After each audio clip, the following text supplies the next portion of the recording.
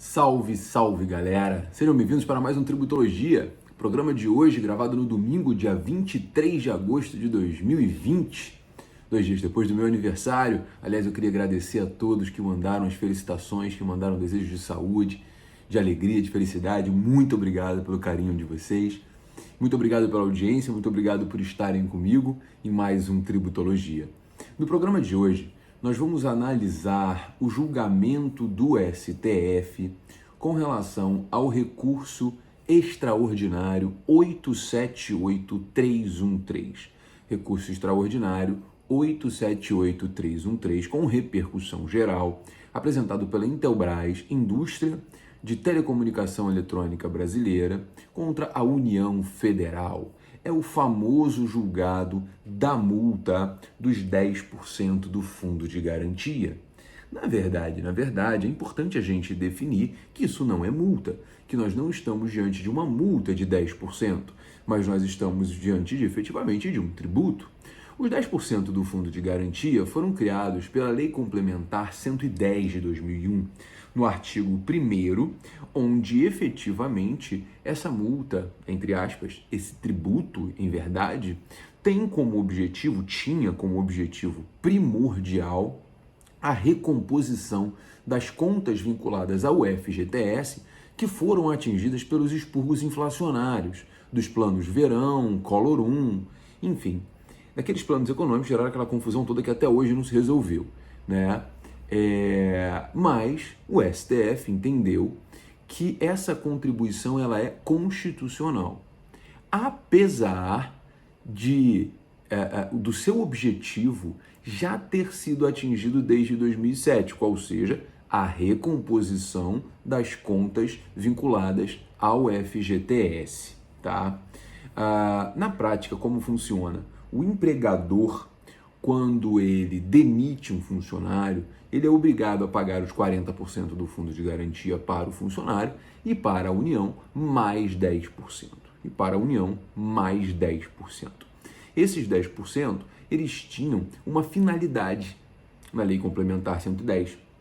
E foi essa finalidade que virou objeto da discussão. Por quê? Porque essa finalidade teria sido então atingida em 2007, no momento em que as contas vinculadas elas foram efetivamente recompostas. O grande ponto aqui é o seguinte: qual é a natureza dessa contribuição? Ela é uma contribuição especial. E em sendo uma contribuição especial, a sua característica é a destinação da receita. E em sendo uma contribuição especial, a sua principal característica é a destinação da receita. Então, como sua característica é a destinação da receita, há necessidade de um fundamento para a sua criação. Como fundamento para a sua criação era a recomposição dos fundos, né, das contas vinculadas ao fundo de garantia, no momento em que foi atendido essa finalidade, ela perdeu o seu objetivo, ela perdeu a sua finalidade e não havia mais por que continuar sendo cobrada, né? É interessante que à época, né, o rombo era de 42 bilhões e etc. E o objetivo foi alcançado em 2007, né? A própria Caixa Econômica, ela afirmou em ofício ao Tesouro Nacional que as contas já não eram mais deficitárias, que já havia sido suprida essa necessidade, né? E efetivamente o próprio Congresso tentou extinguir em 2013, mas a presidente à época, Dilma Rousseff, manteve essa contribuição sob o argumento que o valor estava sendo utilizado para financiar o programa Minha Casa Minha Vida, né? E aí que está o ponto. Haveria então uma mudança de finalidade. Uma mudança de finalidade que desnatura a contribuição especial. Veja, na classificação das espécies tributárias, que é hoje uma classificação pentapartite, de acordo com o posicionamento adotado pelo STF, nós temos 5 espécies de tributos que são diferenciadas por características próprias. A quinta espécie tributária é a contribuição especial. E a contribuição especial, ela tem como característica a destinação da receita. Aliás, é o que a diferencia dos impostos. Porque o imposto é uma espécie tributária não vinculada. Ou seja, o fato gerador do imposto é uma atividade do contribuinte, assim como acontece nas contribuições especiais. E a diferenciação, a grande diferenciação das contribuições especiais para os impostos é exatamente a destinação. Porque o imposto não tem receita destinada, mas as contribuições especiais têm. E a Lei Complementar 110, quando criou esses 10%, criou, em verdade, uma contribuição especial, que, portanto, tem que ter destinação própria para diferenciar a contribuição dos impostos. Portanto, foi objeto de discussão. Olha, se a finalidade, se a destinação era a recomposição das contas vinculadas, com o término dessa finalidade, com o término dessa destinação, não há que se falar na sua cobrança um vício de constitucionalidade. Então, esse foi o argumento levado ao STF. Por quê? Porque essa mudança de destinação, essa mudança de finalidade, ela desnatura a própria contribuição especial. A própria contribuição especial. Então, o assunto recebeu o tratamento de repercussão geral, muito importante, diga-se de passagem, né? E prevaleceu, no caso concreto, o voto divergente do ministro Alexandre de Moraes, que cá entre nós tem sido bastante pró-fisco.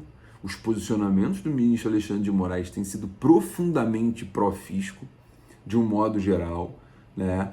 E o voto dele é no sentido de que o objetivo primordial dessa contribuição não é o objetivo da Lei Complementar 110 especificamente, mas de forma mais ampla. De acordo com o ministro Alexandre de Moraes, a destinação da verba, o que a caracteriza como contribuição especial, é a preservação do direito social dos trabalhadores previsto no artigo 7º, inciso 3 da Constituição Federal. Seria essa, então, a finalidade efetiva, né? Então, a recomposição das contas do FGTS foi apenas uma das possíveis formas de cumprir esse objetivo. E eu acho interessante, eu vou ler aqui uma parte do voto dele, abre aspas. Disso se pode concluir que a partir de 2004, tais receitas poderão ser parcialmente destinadas a fins diversos, desde que igualmente voltados à preservação dos direitos inerentes ao FGTS, ainda que indiretamente. Portanto, parece evidente que a referida contribuição para a qual o legislador complementar não atribuiu qualquer lapso temporal permanece legitimamente em vigor, fecha aspas. O que me espanta no frigir dos ovos é que assim, o próprio governo federal, à época, em 2007, o próprio governo federal recebeu a informação de que houve perda da destinação e o governo Dilma, logo depois, ele simplesmente informa que está usando para Minha Casa Minha Vida. Desculpa, isso não é interesse coletivo do trabalhador. Minha Casa Minha Vida não é interesse coletivo do trabalhador, isso é programa de governo. Isso não tem absolutamente nada a ver. Não tem destinação nenhuma com o artigo 7º, inciso 3 da Constituição. Mas, enfim, acompanharam o voto divergente os ministros Ricardo Lewandowski, Dias Toffoli, Carmen Lúcia, Luiz Fux e Gilmar Mendes. A tese, então, que foi consolidada foi no sentido de que é constitucional a contribuição social prevista no artigo 1º da Lei Complementar 110, de 29 de junho de 2001, tendo em vista a persistência do objeto para o qual foi instituída. Em verdade, o que você percebe aqui com muita clareza é que o STF criou uma destinação que não existe na lei. A Lei Complementar 110, ela absolutamente não fala isso. A Lei Complementar 110, ela não fala em interesse dos trabalhadores. Veja, é muito interessante você perceber que há uma clara vontade do STF manter a contribuição. Eu vou ler para vocês o artigo 1º da Lei Complementar 110. Vamos lá. Fica instituída a contribuição social devida pelos empregadores em caso de despedida de empregado sem justa causa, a alíquota de 10% sobre o montante de todos os depósitos devidos, referentes ao Fundo de Garantia por Tempo de Serviço durante a vigência do contrato de trabalho, acrescido das remunerações aplicáveis às contas vinculadas. E qual é o preâmbulo da lei? Institui contribuições sociais, autoriza créditos de complementos de atualização monetária em contas vinculadas do Fundo de Garantia por Tempo de Serviço e dá outras providências. Você percebe com uma certa clareza que o objetivo aqui não é a manutenção dos interesses coletivos do artigo 7º, inciso 3 da Constituição, não. O objetivo aqui é a recomposição das contas vinculadas. É a recomposição das contas vinculadas. Isso está claro, isso está expresso tanto no preâmbulo quanto no artigo 1º. Então perceba, com muita clareza, e é uma contribuição social. E é uma contribuição social. Portanto, efetivamente, ela é caracterizada pela destinação da receita. Ela é caracterizada pela finalidade. São tributos finalisticamente qualificados. Ou seja, a finalidade acabou. O STF criou uma finalidade com essa decisão. Criou uma finalidade com essa decisão. Eu confesso que eu realmente não consigo entender. Eu não consigo entender como que o STF conseguiu chegar a essa conclusão. E o pior, não foi tão fácil de conseguir assim, porque ficaram vencidos Marco Aurélio, que aliás, enfim, é quase normal, mas ele foi acompanhado pelo ministro Edson Fachin, Rosa Weber e Luiz Roberto Barroso. Para eles, o objetivo primordial da arrecadação foi recompor as contas do FGTS, porque não tem como ter outra conclusão que não essa. Quer dizer, tem como, né? O STF já adotou outra conclusão, mas tecnicamente é uma conclusão que, como eu digo, é catinga real. Não há a menor condição de você interpretar o que não está na lei. Nesse caso, o que foi feito pelo STF foi manter o orçamento público. Só o STF precisa parar de julgar as matérias tributárias durante a pandemia pensando em orçamento. O STF tem que pensar na lei, porque o que o STF está fazendo é passar a mão na cabeça dos governos despreparados, que não são técnicos, que simplesmente adotam medidas que não são técnicas para poder salvar o orçamento público. O STF está indo no mesmo caminho. Enfim, eu particularmente vou até ler aqui um pedaço do relator, do voto do relator, que foi, claro, no final das contas, o voto perdedor, né? Que diz o seguinte: a exposição, abre aspas, a exposição de motivos do projeto de lei que a originou relacionou o tributo umbilicalmente ao propósito de recompor as perdas das contas do FGTS, sofridas ante expurgos inflacionários considerados os planos econômicos verão, Collor, cumprindo determinação deste tribunal no recurso extraordinário 226855, ressaltou o relator. Ou seja, o veto da Dilma foi ainda mais absurdo, porque ele pega essa grana e direciona para o programa Minha Casa Minha Vida. Isso não tem nada a ver com o trabalhador. Isso não tem nada a ver com o trabalhador. Isso me parece que realmente foi criada aí uma nova espécie tributária, que não é imposto, porque tem destinação, que não é contribuição especial, porque a destinação não é a destinação para a qual foi criada. Ou seja, o STF acaba de criar um monstrinho tributário, que não é bonitinho não, porque tem monstrinho que é bonitinho. Né? Esse monstrinho aqui não é bonitinho. Então, assim, efetivamente eu temo que essa decisão realmente ela é bastante assustadora, na minha opinião, né? Enfim, me deixa muito assustado esse tipo de decisão, porque eu vejo claramente que o STF ele está julgando de acordo com a maré. E é interessante a gente pensar, né, que o ministro relator, que foi o ministro Marco Aurélio, entendia de acordo com o direito tributário e o contribuinte perdeu com base num pretexto de manutenção de arrecadação, né? E aí a gente tem um problema, porque se o STF passar a analisar a perda de arrecadação de acordo com a maré, ou seja, de acordo com o tempo próprio, não precisa mais ter uma finalidade específica na lei. Você cria uma contribuição especial com uma finalidade genérica e deixa o tempo passar e você vai mudando a finalidade. A finalidade qual é? A finalidade aqui é atender o bem-estar social. Acabou. Vou criar uma contribuição com a finalidade de atender o bem-estar social. E o que é bem-estar social? Só Deus sabe. E aí você cria um tributo absolutamente genérico, absolutamente aberto, que pode ser utilizado para sempre, que jamais vai ser inconstitucional, porque basta analisar ali Então, ou seja, você percebe que é um voto, que é um julgamento muito perigoso para o direito tributário. É realmente assustador, na minha opinião. Mas eu queria dizer para vocês que aqui você ainda tem pelo menos mais uma discussão, se não duas, sobre os 10%. O STF ainda não falou. O STF falou da perda de destinação. Agora, tem um detalhe, por exemplo, em que a Lei Complementar 123, do Simples Nacional, para as empresas do Simples, o Simples Nacional não prevê os 10%. Não prevê os 10%. Quando você demite funcionário. Não está previsto.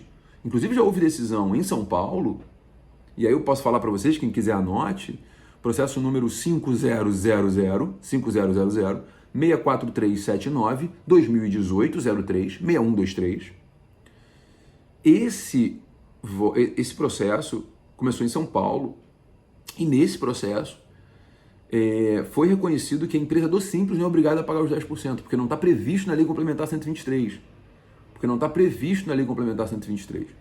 Isso já é uma outra tese, é uma segunda tese, que não tem nada a ver com destinação. Fala o seguinte, olha, a Lei Complementar 123 não prevê. Se a Lei Complementar 123 não prevê, não incide, porque é assim que funciona. A Lei do Simples Nacional, ela prevê os tributos que incidem dentro do Simples e os tributos que incidem fora do Simples.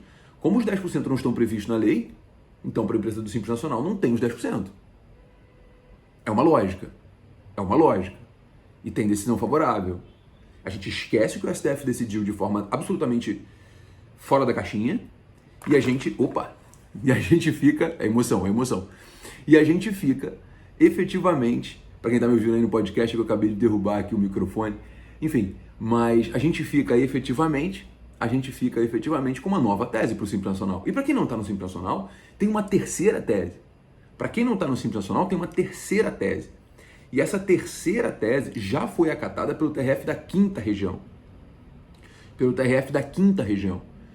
Foi o recurso, foi o processo número, quem quiser anotar também, processo número 080-7214, 32, 2018, 405-8300. 405-8300, TRF da Quinta Região. Tá? Nesse processo, foi uma nova tese contra o adicional de 10%, que é um pouquinho parecida com a tese das contribuições para o Sistema S. No sentido de que a Lei Complementar 110, ela não se adequa à Emenda Constitucional 33 de 2001. A Lei Complementar 110 ela é um pouco anterior, ela é de junho de 2001, mas em dezembro de 2001 veio a Emenda Constitucional 33, que estabeleceu que as contribuições sociais de intervenção do domínio econômico, elas incidirão sobre faturamento, receita bruta ou o valor da operação no caso de importação, valor aduaneiro. Então, no caso, haveria ali uma inconstitucionalidade superveniente, tendo em vista que a base de cálculo autorizada pela Constituição não engloba o fundo de garantia, porque a base de cálculo é o fundo de garantia. Então, com essa emenda, ficariam revogadas as contribuições que incidem sobre outras bases de cálculo distintas. Posicionamento adotado pelo TRF da Quinta Região. Então, fica atento aí. Porque não morreu, a tese não morreu, o jogo ainda não acabou. A gente vai continuar brigando. O STF pode criar as suas teses, criar os seus tributos, que a gente não para de brigar. Tranquilo, gente? Então, anota aí, 080-7214-32, 2018, 405-8300, TRF da Quinta Região. Então, a tese principal, infelizmente, já morreu com repercussão geral. Ainda temos a tese do Simples Nacional e a tese da perda, da inconstitucionalidade superveniente. Mas cá entre nós, o julgado do STF em sede de repercussão geral, ele é, no mínimo, assustador. Por quê? As contribuições especiais têm como característica a destinação da receita. E destinação genérica praticamente transmuta a contribuição especial para imposto. E isso realmente fere toda a base do nosso sistema tributário. Tranquilo, gente? Beleza? Bom, espero que esse Tributologia tenha sido engrandecedor para você, espero ter trazido novidades, ter trazido conhecimento, que é o que eu busco semanalmente. Queria agradecer o carinho de todos e agradecer também a audiência no seminário de Direito Tributário que nós fizemos lá no Curso Fórum, foi sensacional, quase 400 inscritos, espero que vocês tenham curtido o seminário. 3 palestras estão disponíveis no canal do YouTube do Curso Fórum, no Fórum Play, e a palestra do professor Casalta, que foi uma aula inaugural, ela está disponível só para os alunos da pós-graduação. Galera, muito obrigado pelo carinho, muito obrigado pela atenção. Semana que vem tem mais Tributologia.